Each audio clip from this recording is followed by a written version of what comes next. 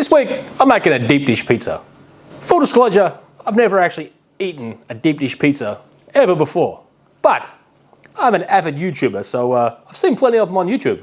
So when I research for this, I use ChatGPT and YouTube.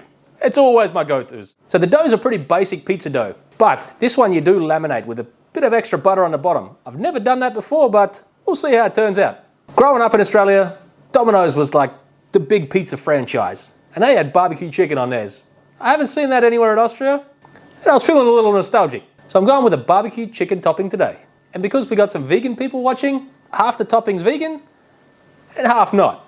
If you wanted to make the whole pizza vegan, instead of using butter in the dough, just use all olive oil. And instead of using chicken on the vegan part, I use Seitan. Also, while we're on the subject of the vegan toppings, it pays to do your research with the cheese. I've tried a few different ones, and I think I found the right cheeses to use. But before you see me cut into this and eat it, we gotta go back and make it first. Let's start with the dough. So we gotta get the dough ready. Now usually, when I make a dough, I just put my fresh yeast straight into the dough. But today I'm gonna do things a little different. So I've already got my liquids here, which is just some milk and water that I've warmed up to 36.7 to be exactly. That's degrees Celsius. Just don't make it any more than 38. I would say anywhere between 36 and 38 is probably good. If you make it more than 38, you're gonna run the risk of killing your yeast, which you don't wanna do. So now I've got that warmed up. I'm gonna add in my sugar. And we'll just get that a little whisk in. Start the dissolving process. Don't get carried away. About 5 to 10 seconds worth of mixing. Should be all right. All right, then all we're gonna do is crumble in your yeast. And then we're gonna give that a little mixing to get it all nice and dissolved. All right, once you've got it all mixed and dissolved, you wanna set that aside while we get all the rest of the stuff prepared. So it's been about 5 minutes or so. And as you can see, nice and foamy on top there. That means your yeast is still good. All right, so we're gonna plop that all into my stand mixer bowl here. And then I've gently melted some butter in a pan. Gently melted means using just enough heat to melt your butter. Now, because I don't have a microwave, I use the stove. I actually put it on and off the heat and use just enough and swirl it around until it melts. You don't want it too hot. Also, we're gonna add in a couple of tablespoons of olive oil. And next, we're gonna add in our flour. Obviously, my YouTube channel is not that big at the moment, and I'm not sponsored by Finny's Finest, which is the flour of choice over in these parts. But what I want to point out is the double knot flour. That's the pizza flour you want to be using. So we're gonna bung that straight on top. And now on top of the flour, make sure you don't put it on top of the yeast because you could kill it. You want to put your salt. Okay, once all that is in, you can turn your scale off so you don't use up all your battery in it like I quite commonly do because I forget to turn the thing off. And you want to bang on your stand mixer, get it all locked in, and then start it off slow to combine. As you can see, it's just starting to come together. So at this point, I want to give it a stop it, and I want to give it a good scrape down. I'm not sure if this step is entirely necessary, but I always like to do it because, I don't know, I get bored standing there watching it mix in the stand mixer. And that's good. Close it back down, and then we'll keep mixing it, and we'll mix it for about 6 or 7 minutes, and then we'll come back and take a look. All right, we've been kneading in here for about 7 minutes now, and we just want to get it out the mixing bowl. Ooh. Get our handy dandy little scraper here. That was a massive plop fail, wasn't it? All right, so we'll get it on down to the table, and we'll just bring it into a nice smooth little bowl on the workbench. Now, the dough shouldn't be sticky. It should be nice and silky. If it's too sticky, you just had to add a little bit more flour in the bowl as it was mixing. Again, if it was too dry, you would add just a little bit of splash of water until you get a nice silky dough like that. Mixing bowl, give it a little oil, plop your dough in there, stick a dinner plate on top. Now you want to bung this in the oven to let it double in size. Handy little tip to help your dough proof. I had the oven on for about 5 minutes, just preheating at 50 degrees Celsius, but now I've turned it off. Very important. Turn your oven back off and then stick your dough into the oven in this little preheated oven. It'll help your dough rise quicker. All right, next we're gonna get the chicken ready. Now I've got some boneless, skinless chicken thighs. So I'm just gonna go through and give them a little check. Make sure the butcher Didn't miss any bones in there. I'm going to give them a little sprinkle of salt. Now while I'm sitting there giving them a sprinkle of salt, I'm not adding too much. And I'm thinking to myself, I should have got bone-in, skin-on. Could you imagine some crispy little chicken skins on top of the pizza? That would have been amazing. But we have these, so that's what we're rolling with today. So I'm using this burrito mix because I'm feeling a little lazy today and I don't want to make my own barbecue seasoning. And I was reading the ingredients on this one, and it's got very much similar things in there that a barbecue seasoning would have, such as paprika, some onion powder, some garlic powder. It's even got a little ginger in there, some coriander seed, you know, usual suspects. And after we cook these, we're going to be tossing them in barbecue sauce after we pull them. So, you know, it should be fine. Then as always with barbecue stuff, you want to pat the seasoning, not rub it, which kind of defeats the purpose of calling it a rub in my opinion, but you don't want too much, just a nice, even, light coverage. All right, let's get the barbecue ready. Once you got your barbecue up to temperature, you want to slap on your chicken. And we'll get it closed up and let it cook. Okay, now we're going to crack on with the sauce. So I've just got a can of whole peeled tomatoes here that I've poured into a bowl, and I'm just going to take the whole tomatoes out and put them in my mini food processor. Keep that sauce on the side because we might need it just to thin it out a little bit if it needs to be. To the tomatoes, I'm going to add a little bit of garlic powder, a little bit of salt, a little bit of sugar, some oregano or oregano, whatever you want to call it, and a little shot of olive oil, just for good measure. Now lid goes on, and we're just going to blitz this to a nice chunky consistency.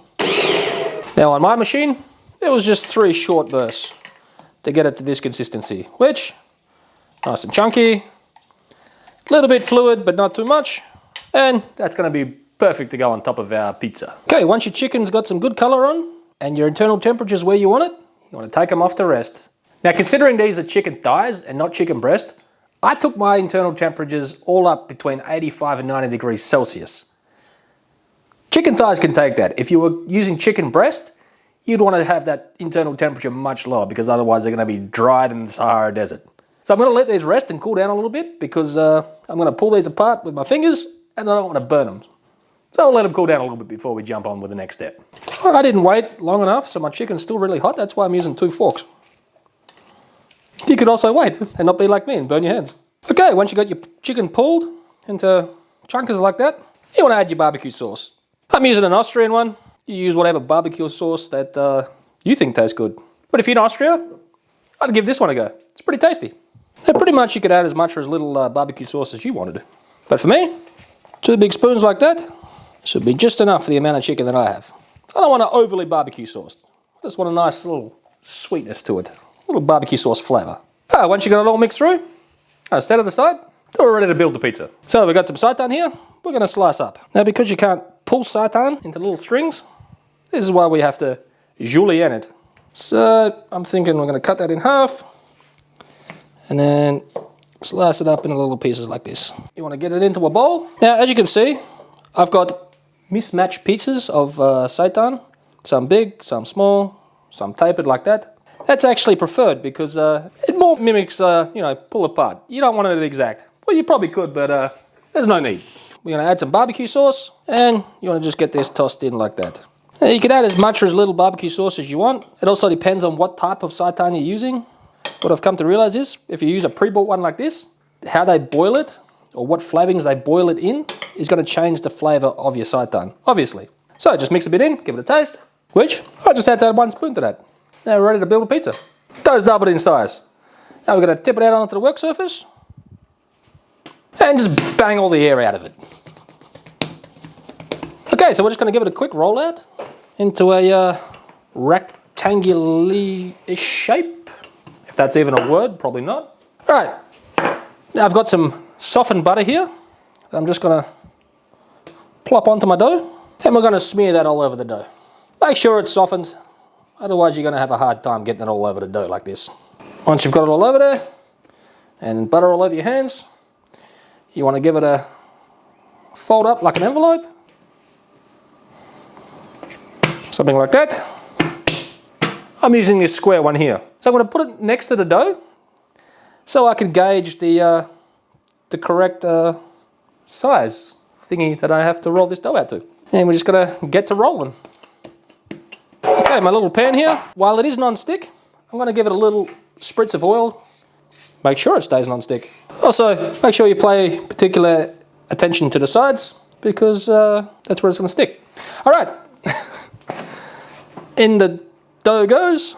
Now this pizza, you want to make sure it comes up the sides of the dish. Pay particular attention to this and form it up the sides. I got my dough all fitted into my pan here. So we're going to be doing half this pan with vegan toppings and half with not vegan toppings. Going to get a good handful of mozzarella on this one side because this pizza is a cheesy pizza. Now the vegan cheese you use is going to be totally up to what you can actually get.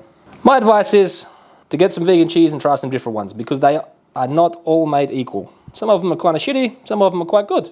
Like this one. Tastes pretty good, a little on the saltier side, but it's not bad. It says it's a cheddar flavour.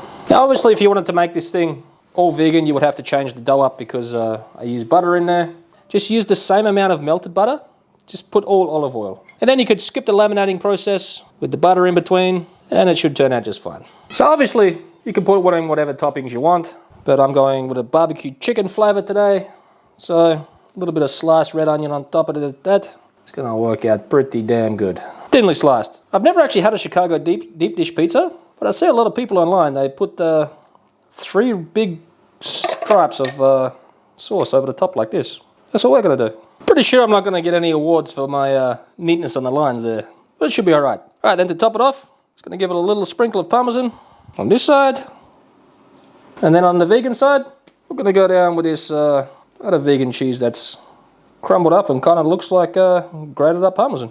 It doesn't taste like it, but it looks like it. So we're gonna put this into a 220 degree Celsius preheated oven for about 30 to 35 minutes. We'll come back in about 15 minutes, have a little look at it, maybe give it a spin to promote even cooking, and then, yeah, we'll bring it out when it's finished. Mine took exactly 33 minutes in the oven. Now I'm just gonna, with a little bit of olive oil, just gonna brush it on, otherwise it might be a little crispy. So I'm just gonna let this cool down in the pan here for a few minutes before I transfer it onto a cooling rack.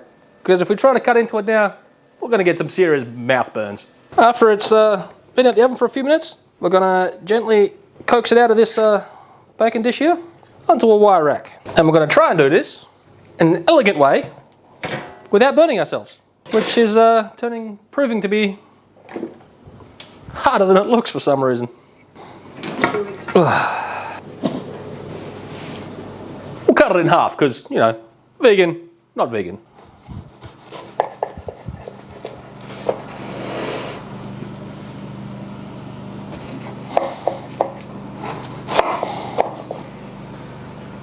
Let's start with this vegan slice first. Is there something on my face? I've only ever heard bad things about vegan cheese, but if you find a good one and melt it, it brings a different element to a cheese. It's still gooey and it's still melty, but it's not stringy. It's not going to have the cheese pull that you're used to. It still gives this nice creamy texture in your mouth that is there, and then it just disappears somehow. It's very unusual, but I kind of like it. I better go on for a second bite, just to make sure I'm giving you a good review here. Now let's go on with the chicken. Yep, that flavour brings me back. Well, I know this is not an authentic deep dish pizza. It does kind of remind me of a focaccia. The toppings on this keep the rise down of the bread, but it still brings in that pizza flavour. And because I don't own a pizza oven, and this is actually made to be made in a home oven, I think this will be my go-to pizza going forward. And because this was invented in Chicago, you can't get insulted by the Italians for making it.